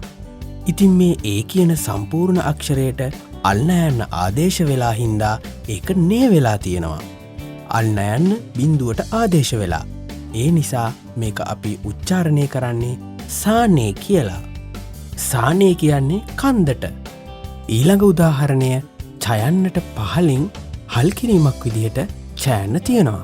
ඊට ඉදිරියෙන් බින්දුවත් එක්ක ආයකතු වෙලා සම්පූර්ණ අකුරක් හැදිලා තියෙනවා. ඉතින් චයන්න ආසරයට එකතු වෙලා ඒ අනුව ඡායනුවෙන් හැදිලා තියෙනවා. ඊට පස්සේ යෝ කියන ස්වරයත් එකතු වෙලා චජායෝ කියලා ශබ්ද වෙනවා. චජායෝ කියන්නේ සොයනවා. ඊළඟ උදාහරණය මෝ කියන අක්ෂරයට පහලින් අල් ගයන්න හල් කිරීම වශයෙන් යෙදිලා තියෙනවා. ඊට පස්සේ සම්පූර්ණ අකුරක් බින්දුවත් එක්ක තියෙනවා. ඉතින් මේ බින්දුවත් එක්ක තියෙන හින්දා අල් කයන්න බින්දුව එක්ක තියෙන අක්ෂරයට ආදේශ වෙනවා. ඒ අනුව ගෝ කියලා ශබ්ද වෙනවා. ඉන් පසු යෝ කියන අක්ෂරයද එකතු වෙලා මොගොයෝ කියලා ශබ්ද වෙනවා. මොගොයෝ කියන්නේ කනවා. ඊළඟ උදාහරණය. යන්නට ඉදිරියෙන් බින්දුවත් සමග ඔයන්න තියෙනවා. ඒකට අල් බයන්න එකතු වෙලා බෝ කියලා හැදිලා තියෙනවා. ඒකට යෝ කියන ශබ්දයත් එකතු වෙලා ඉබොයෝ කියලා ශබ්ද වෙනවා. ඉබොයෝ කියන්නේ ඇඳුම් අඳිනවා. ඊළඟ උදාහරණය. මා මයන්නට පහලින් අල් තයන්න වශයෙන් හල් කිරීමක් තියෙනවා. එවිට මත්. මත්වලට ඉදිරියෙන් බින්දුවත් එක්ක යන්න එකතු වෙලා තියෙනවා. එතකොට ඒ සම්පූර්ණ අකුරට අර අල්ත යන්නත් එකතු වෙනවා. එවිට සම්පූර්ණ වචනය මාසි කියලා ශබ්ද වෙනවා. මාසි කියන්නේ රස. ඊළඟට යෙදෙන විශේෂ අවස්ථාව තමයි ද්විත්ව හල් කිරීමක් යෙදෙන අවස්ථාවකදී ඊට ඉදිරියෙන් බින්දුවත් එක්ක සම්පූර්ණ අකුරක් නිර්මාණය වෙලා තියෙද්දී අර කලින් කිව්ව ද්විත්ත අකුරේ දෙවන අකුර බින්දුවට ආදේශ වෙලා තියෙන අක්ෂරයට එකතු වෙලා කියවීම තමයි දෙවන විශේෂ අවස්ථාව. අපි කලින් කතා කරපු හල් කිරීමේ විශේෂ නීති රීති මේ නීතියේදී වළංගු වෙන්නේ නැහැ. අනිවාර්යයෙන්ම ද්විත්ව හල් කිරීමේදී යෙදෙන දෙවනි අකුර තමයි ආදේශ වෙන්න ඕනි. බලන්න උදාහරණය අංජසේයෝ කියන වචනයේ අයන්නට පහලින් අල් නයන්නත් චයන්නත් යෙදිලා තියෙනවා. ඉතින් දෙවනිස්වරේ වෙන චයන්න බින්දුවට ආදේශ කළා ජ කියන શબ્දය නිර්මාණය වෙනවා. ඊට පස්සේ සේ කියන සම්පූර්ණ අක්ෂරය නිර්මාණය වෙලා යෝ කියන සම්පූර්ණ අක්ෂරයත් නිර්මාණය වෙලා අංජසේයෝ කියලා නිර්මාණය වෙනවා. අංජසේයෝ කියන්නේ වාඩි වෙන්න. ඊළඟ උදාහරණය නොල්බෝයෝ කියන වචනයේ නයන්නට පහලින් ලයන්නත් අල් ලයන්නත් අල් පයන්නත් යෙදිලා තියෙනවා. ඊට ඉදිරියෙන් බින්දුවත් සමග ඕ කියන ස්වරයේ එකතු වෙලා සම්පූර්ණ අකුරකුත් හැදිලා තියෙනවා. ඒ අනුව ද්විත්ව හල් කිරීමේදී දෙවන අක්ෂරය බින්දුවට ආදේශ වෙලා බෝ කියලා ශබ්ද වෙනවා. ඉන්පසුව එයට යෝ කියන ශබ්දයත් එකතු වෙලා නොල් බෝයෝ කියා ශබ්ද වෙනවා. නොල් බෝයෝ කියන්නේ විශාලයි. ඊළඟ උදාහරණයේ ඉල්ගොයෝ කියලා තියෙන වචනේ යන්නට පහලින් අල් ලයන්න සහ අල් කයන්න කියන ද්විත්ව හල් කිරීම තියෙනවා. ඉන්පසු ද්විත්ව හල් කිරීමේදී යෙදෙන දෙවනියට තියෙන අක්ෂරය බින්දුවට ආදේශ වීම නිසා ඉල්ගෝ කියා හැදෙනවා. ඒට යෝ එකතු වී ඉල්ගොයෝ කියා සැදෙනවා. ඉල්ගොයෝ කියන්නේ කියවනවා. ඊළඟ උදාහරණය සල්මායෝ. සයන්නට පහලින් අල් ලයන්නත් අල් මයන්නත් තියෙනවා. ඒ අනුව දෙවනි හල් කිරීම බින්දුවට ආදේශ වෙලා සල්මායෝ කියලා හැදෙනවා. සල්මායෝ කියන්නේ තම්බනවා.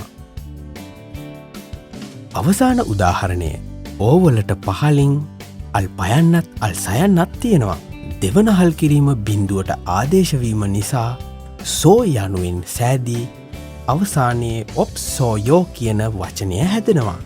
ඔප්සෝයෝ කියන්නේ නැත කියන අර්ථයයි. හල් කිරීමේ විශේෂ අවස්ථා 3.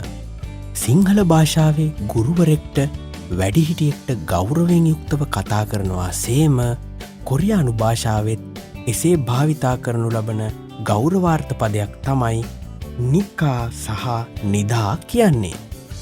උදාහරණයක් විදිහට කොහෙද යන්නේ කියලා ආමන්ත්‍රණය කරද්දී නිකා කියන ප්‍රත්‍යය එයට එකතු කරනවා.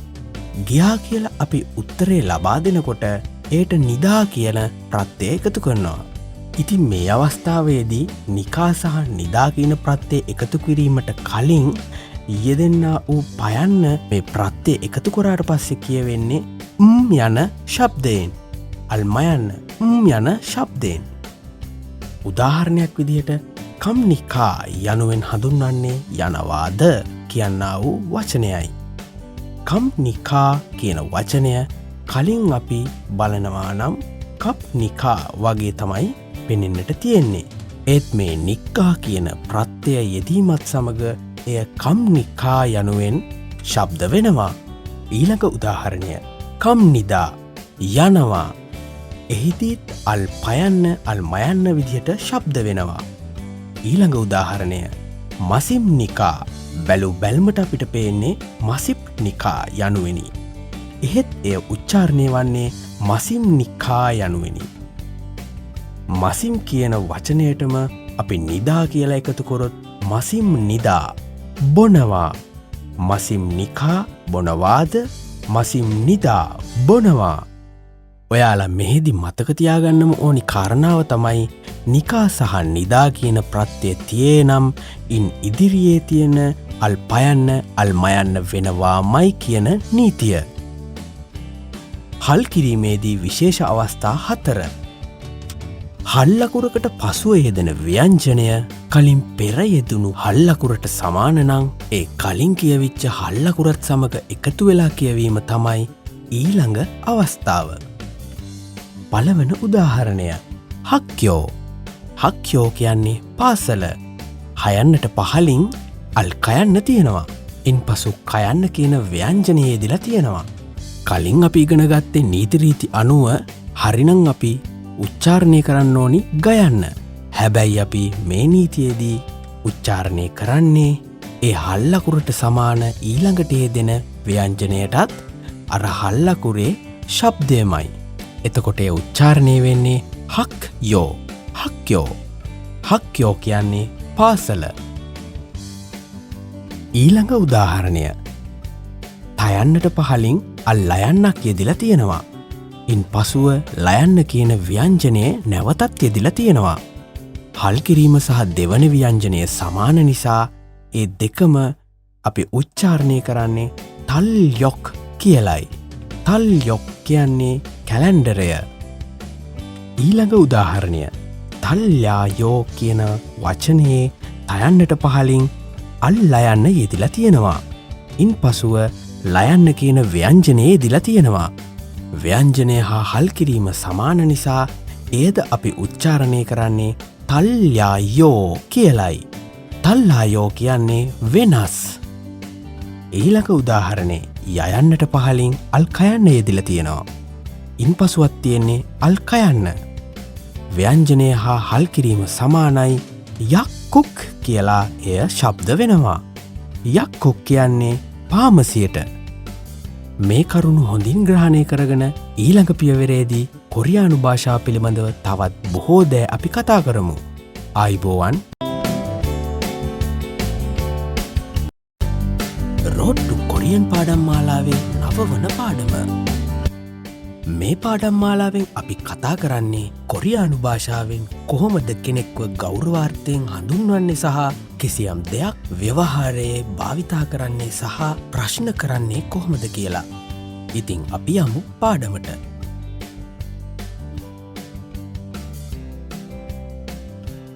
ශ්‍රී ලංකාව තුළ ගෞරවාර්ථයෙන් කාටහරි කතා කරනවා නම් ඒ කතා කරන විවිධ ශෛලීන් තියෙනවා. ඒ වගේම ව්‍යවහාරයේදී සාමාන්‍යයෙන් භාවිතා කරන භාෂාවත් තියෙනවා. හැබැයි කොරියාවේ බොහෝ විට භාවිතා කරන්නේ ගෞරවාර්ථයෙන් ආමන්ත්‍රණය කරන වචන සහ කතා විලාසයන්. කොරියානු භාෂාවෙන් දෙයක් වේ නොවේ කියා කොහොමද කතා කරන්න කියලා අපි දැන් බලමු. යම්කිසි නාමපදයක් හෝ ප්‍රකාශයක් කොරියානු භාෂාවෙන් කතා කිරීමේදී එහි අගට ඉම්නිදා යන වචනය යෙදීම තුළින් එහි ගෞරවාර්ථය හැඟවෙනවා. බලන්න මේ උදාහරණ දිහා. චෙක් ඉම්නිදා. චෙක් ඉම්නිදා කියන්නේ පොතක් වේ. චෙක් කියන්නේ පොතට. ඉම්නිදා කියන්නේ වේ. පොතක් වේ. චෙක් ඉම්නිදා. දෙවන උදාහරණය. අබොජි ඉම්නිදා. අබොජි කියන්නේ තාත්තා. ඉම්නිදා කියන්නේ වේ. අබොජි ඉම්නිදා. තාත්තා වේ. පෙයොන්වොන් ඉම්නිදා. රෝහලක් වේ. පෙයොන්වොන් කියන්නේ කොරියානු භාෂාවෙන් රෝහලට. පෙයොන්වොන් ඉම්නිදා. රෝහලක් වේ. චින්ගු ඉම්නිදා. චින්ගු කියන්නේ යාළුවාට. චින්ගු ඉම්නිදා. යාළුවෙක් වේ. මීළඟට යම් දෙයක් යම් කෙනෙක්ට නොවේ කියා ප්‍රකාශ කරන්නේ කොහොමද කියලා බලමු. මේ සඳහා අපි භාවිතා කරන්නේ අනිම්නිදා කියලයි. හැබැයි අදාළ නාමපදයට අනිම්නිදා කියා එකතු කිරීමට කලින් නාමපදේ අවසාන වන්නේ හල් කිරීමකින්ද ස්වරයකින්ද කියා බලන්න ඕනි. හල් කිරීමකින් අවසාන නාමපදය අවසාන වනවා නම් එම නාමපදේ අවසානයට ඊ ප්‍රත්‍ය එකතු කරන්න ඕනි. අදාළ නාමපදය ස්වරයකින් අවසාන වනවා නම් අදාළ නාමපදේ අගට ගා කියන ප්‍රත්‍ය එකතු කරනවා. උදාහරණ බලමු. චෙගි අනිම්නිදා. පොතක් නොවේ. චෙක් කියන්නේ පොතට. හැබැයි මෙහිදී චෙගි වෙලා තියෙනවා. චෙක් කියන නාමපදේ අල් කයන්න යෙදිලා තියෙනවා. මේ හල් කිරීම නිසා අපි දාන්න ඕනි අගට ඊ කියන ප්‍රත්‍ය. ඒ අනුව චෙගි අනිම්නිදා වෙනවා. චෙගි අනිම්නිදා පොතක් නොවේ. ඊළඟට අබොජිගා අනිම්නිදා. අබොජිගා කියන වචනය ජියන්න අවසාන වෙලා තියෙන්නේ ඊ කියන ප්‍රත්‍යයෙන්. එම නිසා මෙහි අවසානයට අපි ගා කියන ප්‍රත්‍යය එකතු කරනවා. ඒ අනුව අබ්බුජිගා අනිම්නිදා වෙනවා. අපුජිගා අනිම්නිදා තාත්තා නොවේ. ප්යොන්වොනි අනිම්නිදා රෝහලක් නොවේ. චින්ගුගා අනිම්නිදා යාළුවෙක් නොවේ. චින්ගුගා අනිම්නිදා යාළුවෙක් නොවේ.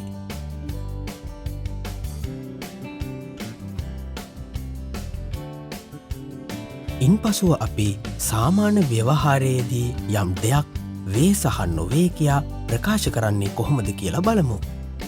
පළමුව අපි යම් කිසි දෙයක් වේ කියලා සාමාන්‍ය ව්‍යවහාරයේ භාවිතාවන හැටි බලමු.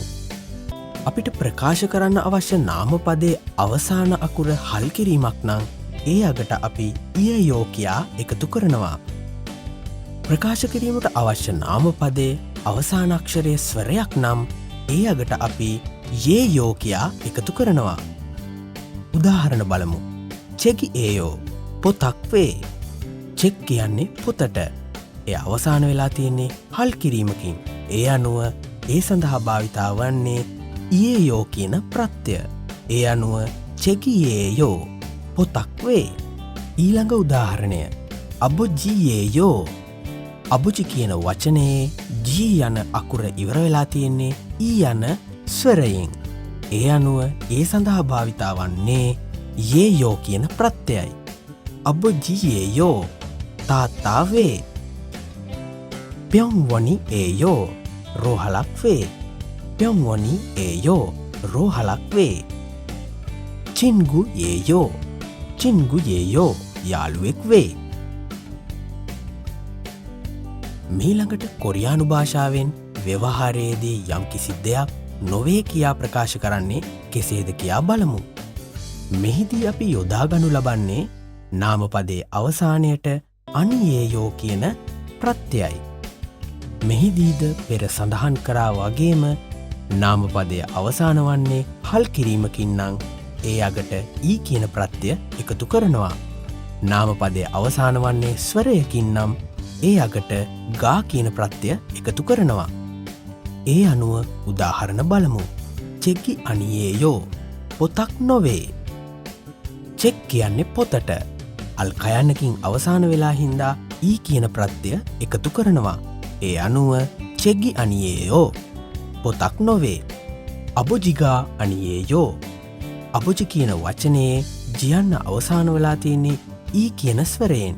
ඒ නිසා අපි එකතු කරන්නේ ගා කියන නිපාතය. ඒ අනුව අබුජිගා අනියේයෝ තාත්තා නොවේ.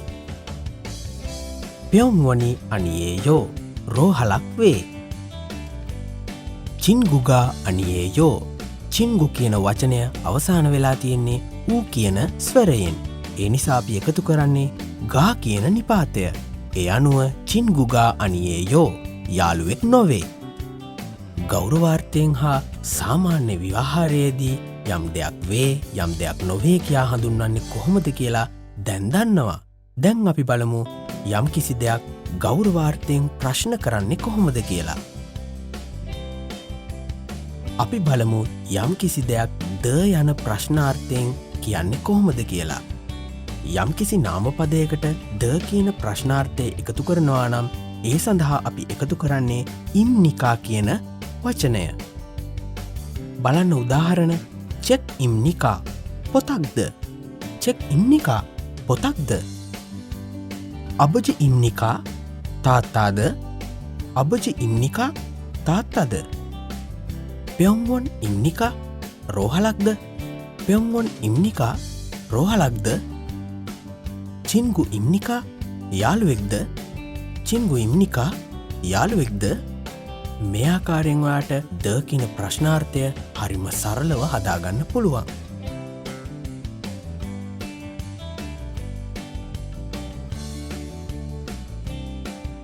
දැන් අපි අදාළ නාමපදයේ අගට නොවේද කියා ප්‍රශ්නය අසන්නේ කොහොමද කියලා බලමු. යම් කිසි නාමපදයක් අවසානයේ අනිම්නිකා කියා යොදනවා නම් එහිදී නොවේද කියා අර්ථය ඇති ප්‍රශ්නයක් හැදෙනවා. හැබැයි මෙහිදීත් නාමපදයේ අවසාන වන්නේ හල් කිරීමකින් නම් ඊ කියන නිපාතය නාමපදයේ අවසානයට එකතු කරනවා. නාමපදයේ අවසාන වන අක්ෂරය ස්වරයක් නම් එහි අගට ගා කියන නිපාතය එකතු කරනවා. බලන්න මේ උදාහරණ දිහා. චෙගි අනිම්නිකා පොතක් නොවෙයිද? චෙක් කියන වචනය අවසාන වන්නේ අල් කයන්නකින්, හල් කිරීමකින්. ඒ නිසා අපි එකතු කරන්නේ ඊ කියන නිපාතය. ඒ අනුව චෙගි අනිම්නිදා පොතක් නොවෙයිද? ඊළඟ උදාහරණය. අබුජිගා අනිම්නිකා. අබුජි කියන වචනය අවසානයේ ඊ කියන ස්වරයේ යෙදිලා තියෙනවා. එම නිසා අපි ගා කියන ප්‍රත්‍යය එයට එකතු කරනවා. ඒ අනුව අබුජිගා අනිම්නිකා තාත්තා නොවෙයිද? පෙයොන්වොනි අනිම්නිකා. පෙයොන්වොන් කියන වචනය අවසාන වන්නේ හල් කිරීමකින්. ඒ නිසා අපි එහි අගට ඊ කියන ප්‍රත්‍යය එකතු කරනවා. ඒ අනුව පෙයොන්වොනි අනිම්නිකා රෝහලක් නොවෙයිද? ඊළඟ උදාහරණය. චිංගුගා අනිම්නිකා යාළුවෙක් නොවේද? චින්ගු කියන වචනය අවසාන වන්නේ ඌ කියන ස්වරයෙන්. ඒ අනුව අපි එයට එකතු කරන්නේ ගා කියන නිපාතය. ඒ අනුව චිංගුගා අනිම්නිකා වෙනවා.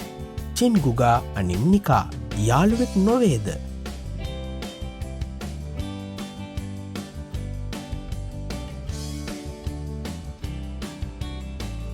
දැන් අපි බලමු ව්‍යවහාර භාෂාවේදී ප්‍රශ්න කරන්නේ කොහොමද කියලා. මෙහිදී අපි භාවිතා කරන්නේ ව්‍යවහාර භාෂාවේදී යම්කිසි දෙයක් වේ කියා කීමේදී භාවිතා කළ ඉයේයෝ සහ යේයෝ කියන වචනමයි. ඒ අගට ප්‍රශ්නාර්ථය එකතු කිරීමෙන් ඒ නාමපදය අගට ප්‍රශ්නාර්ථයක් නිර්මාණය වෙනවා. උදාහරණ. චෙගි ඒයෝ පොතක්ද? චෙගි ඒයෝ අගට ප්‍රශ්නාර්ථයක් එකතු කරාට පස්සේ එය චෙගි ඒයෝ පොතක්ද කියා ප්‍රශ්නයක් ගොඩ නැගෙනවා. අබොජි ඒයෝ එය අගටද ප්‍රශ්නාර්ථයක් එකතු කරහම අබොජි ඒයෝ තාත්තාද යනුවෙන් ප්‍රශ්නයක් ගොඩ නැගෙනවා. පියොන්වොනි ඒයෝ පියොන්වොනි ඒයෝ රෝහලක්ද? චින්ගු ඒයෝ චින්ගු ඒයෝ යාළුවෙක්ද? මේ ආකාරයේම ව්‍යවහාර භාෂාවේදී යම් කිසි දෙයක් නොවේද කියා හඟවන්නේ අගට අනියේයෝ කියන වචනයේ යෙදීමෙන්. ඒ අනුව චෙගු අනියේයෝ ඒ අගට ප්‍රශ්නාර්ථයක් එක්කල පසු අනියේයෝ පොතක් නොවේද කියා ප්‍රශ්නයක් ගොඩ නැගෙනවා. අබුජිගා අනියේයෝ තාත්තා නොවේද? පියොන්වොනි අනියේයෝ රෝහලක් නොවේද? චින්ගුගා අනියේයෝ යාළුවෙක් නොවේද? ලියන භාෂාවේදී නම් ප්‍රශ්නාර්ථයක් දාලා තියෙනවා නම් පමණක් ඒක ප්‍රශ්නාර්ථයක් බවට හැඟවෙන අතර ව්‍යවහාරයේ භාවිතයේදී අපිට එය හඳුනාගන්න වෙන්නේ කතා කරන පුද්ගලයාගේ ස්වර විලාසයන් හඳුනා ගැනීමෙනුයි. කොරියානු භාෂාවේ හඬ ව්‍යවහාරයේදී භාවිතා කිරීමේදී හඬ උස් පහත් වන ආකාරය මුහුණේ ඉරියව් පිළිබඳවත් හොඳින් අධ්‍යයනය කළ යුතුයි. කොරියානු භාෂාව පිළිබඳව තවත් බොහෝ කරුණු ඊළඟ පාඩම්වලදී අපි කතා කරමු. එතෙක් ඔබට අන්‍යොන්නසේයෝ ආයුබෝවන්.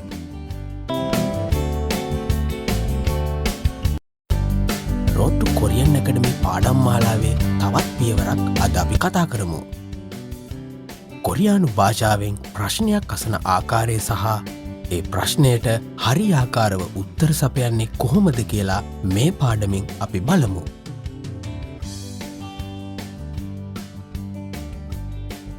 සිංහල භාෂාවේදී යම් කිසි දෙයක් කෙනෙක් සහ ස්ථානයක් සම්බන්ධව ප්‍රකාශයක් කිරීමේදී එහි අගට වේ, වෙයි, වෙති යන ප්‍රත්‍යයන් එකතු කරනවා. ඒ වගේම කොරියානු භාෂාවෙත් නාමපදයේ අවසානයට එය හැඳින්වීමට ඉම්නිදා කියන ප්‍රත්‍යය එකතු කරනවා. අපි මේ උදාහරණ දිහා බලමු. අබොජි ඉම්නිදා තාත්තා වේ. අබොජි කියන්නේ තාත්තට. අබොජි ඉම්නිදා තාත්තා වේ. චෙහචොල් කියන්නේ කොරියානු භාෂාවෙන් උමන්දුම්රියට. චෙහචොල් ඉම්නිදා උමන්දුම්රිය වේ. කිසුක්සා ඉම්නිදා කිසුක්සා කියන්නේ බෝඩිමට. කිසුක්සා ඉම්නිදා බෝඩිම වේ. සොන්සෙන් නිම් කියන්නේ ගුරුතුමාට. සොන්සින් නිම් ඉම්නිදා ගුරුතුමා වේ. දැන් අපි කොරියානු භාෂාවෙන් ප්‍රශ්නයක් අසන හැටි බලමු. සිංහල භාෂාවේදී කොහේද වෙයිද වගේ ප්‍රශ්නයක් අසනකොට ද කියන නිපාතය එකතු කරනවා.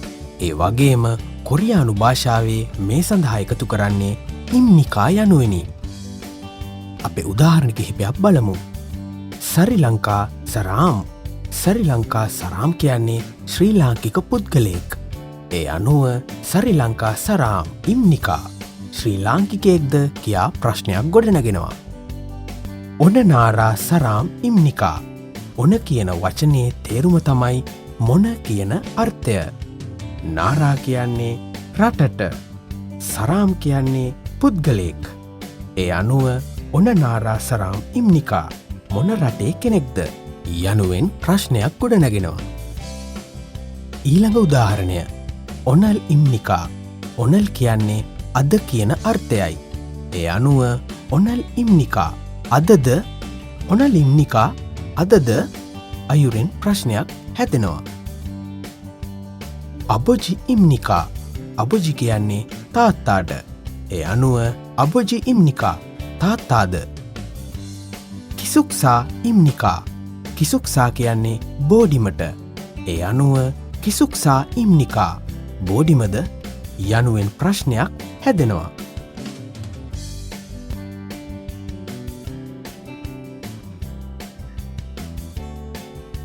දැන් අපි කොරියානු භාෂාවෙන් අසන ප්‍රශ්නයකට නිවැරදිව උත්තර දෙන්න කොහොමද කියලා බලමු. කොරියානු භාෂාවේ නීති අනුව හරියටම ප්‍රශ්නයක් අහන්න ඕනි. එය ඔව්ද නැද්ද යනුවෙන් උත්තරය හරියටම ලැබෙන අයුරිනුයි. කොරියානු භාෂාවෙන් ඔව් කියන්නේ නේ කියන වචනයනුයි. අනියෝ කියන්නේ නැත යන අර්ථයයි. ඒ අනුව සරි ලංකා සරාම් ඉම්නිකා ශ්‍රී ලාංකිකයෙක්ද? එයට උත්තරේ වශයෙන් නේ සරි ලංකා සරාම් ඉම්නිකා. නේ කියන්නේ ඔව් යන අර්ථයයි. නේ සරි ලංකා සරාම් ඉම්නිදා. ඔව් ශ්‍රී ලාංකිකයෙක් වේ යනුවෙන් උත්තර දෙන්න පුළුවන්. ඔන නාරා සරාම් ඉම්නිකා මොන රටේ කෙනෙක්ද? එයට පිළිතුර වශයෙන් හන්ගුක් සරාම් ඉම්නිදා කොරියන් ජාතිකයෙක් වේ යනුවෙන් උත්තර දෙන්න පුළුවන්. ඔන ලිම්නිකා අදද උත්තරය වශයෙන් අනියෝ නේලිම්නිදා නෑ හෙටවේ. නෑ කියන්නේ අනියෝ යන අර්ථයයි.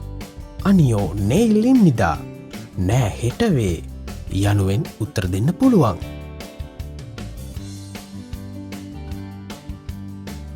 කොරියානු භාෂාවේදී මේ ඉම්නිකා ඉම්නිදා කියන වචන භාවිතයේදී අල් පයන්න වෙනුවට අල් මයන්න යොදන්නේ ඇයි කියලා දැන් අපි බලමු.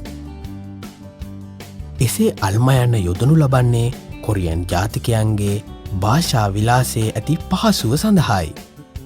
ඉතින් තවත් විශේෂයක් තියෙනවා. කොරියන් භාෂාවේ ඉම්නිකා සහ ඉම්නිදා කියන වචනවලට පමණයි මේ අල්පයන්න වෙනුවට අල්මයන්න උච්චාරණය කරන්නේ. කොරියන් භාෂාවේ තවත් බොහෝ කරුණු ඉදිරියේදී අපි කතා කරමු. එතෙක් ඔබට අන්‍යොන්නසේයෝ ආයිබෝවන්.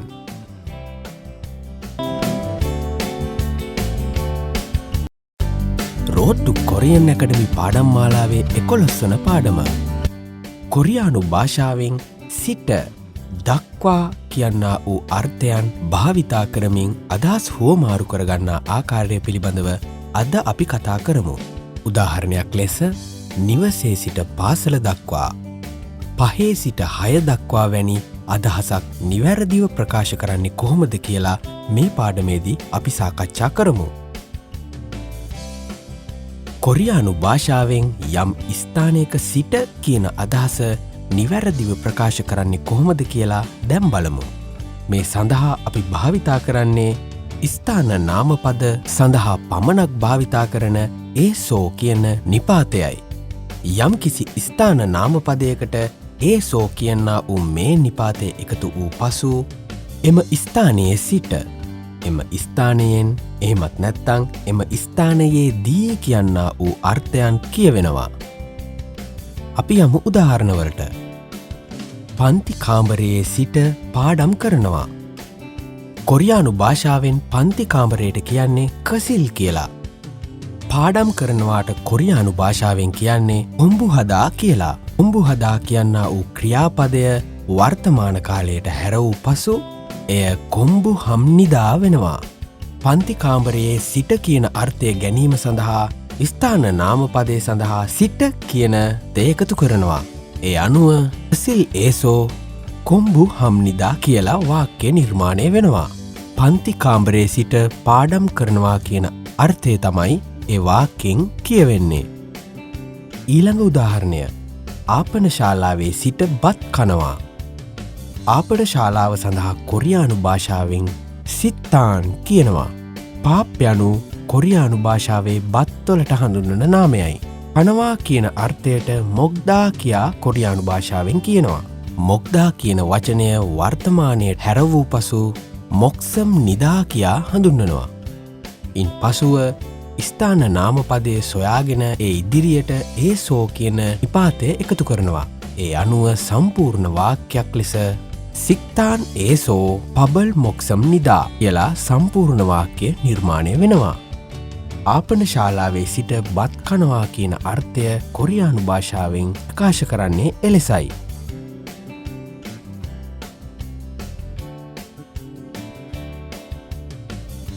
ඊළඟ උදාහරණය. මම බැංකුවේ වැඩ කරනවා. චොලන් යනු මම කියන අර්ථයයි. අන්හින් යනු බැංකුවයි. ඉල්හදා කියන්නේ වැඩ කරනවා කියන අර්ථයයි. ඉල්හදා කියන වචනය වර්තමානයට හැර වූ පසු ඉල්හම් නිදා කියා කියවෙනවා.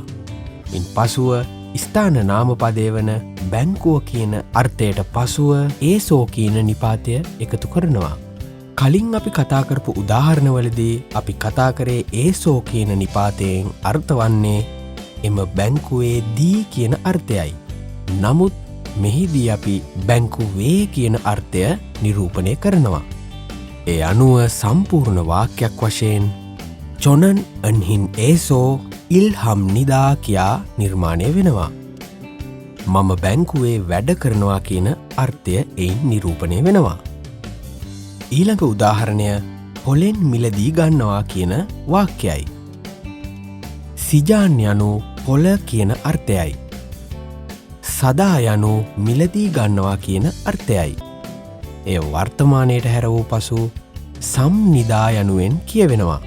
ඉන් පසුව සම්පූර්ණ වාක්‍යයක් වශයෙන් සිජාම් ඒසෝ සම්නිදා වශයෙන් නිර්මාණය වෙනවා.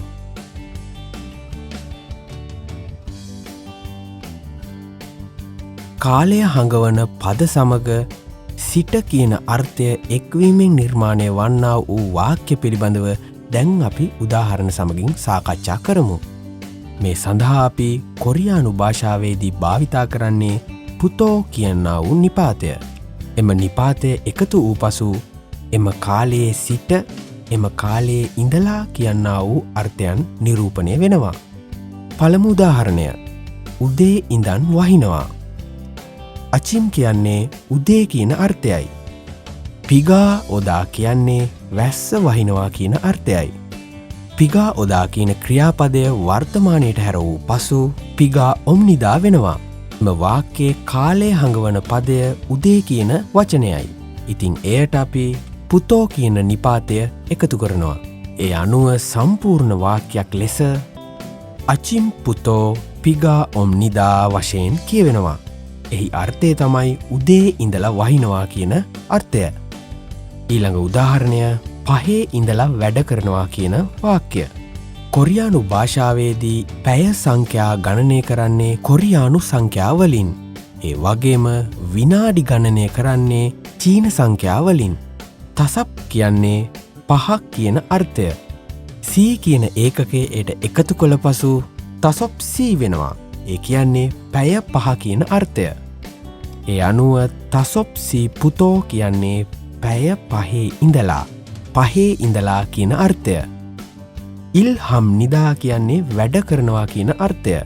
ඒ අනුව සම්පූර්ණ වාක්‍ය ලෙස තසොප්සි පුතෝ ඉල්හම් නිදා වශයෙන් නිර්මාණය වෙනවා. පහේ ඉඳලා වැඩ කරනවා කියන අර්ථය එයින් කියවෙනවා.